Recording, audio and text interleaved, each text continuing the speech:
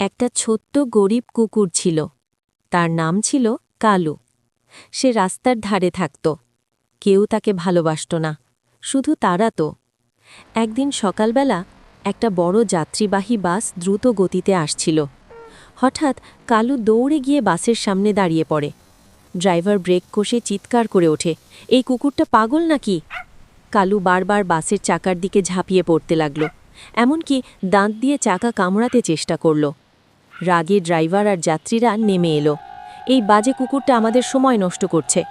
তারা কালুকে মারতে শুরু করল। কেউ লাথি মারল, কেউ লাঠি দিয়ে আঘাত করল। কালু ব্যথায় কাঁদতে লাগল।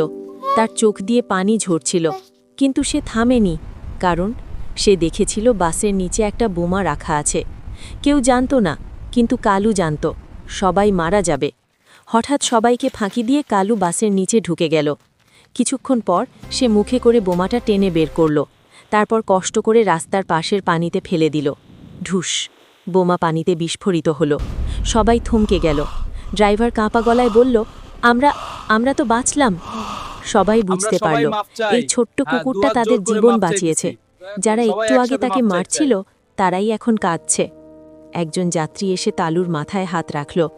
আমাদের মাফ করে দাও। ড্রাইভার বলল, আজ থেকে তুই আর রাস্তার কুকুর না, তুই আমাদের হিরো।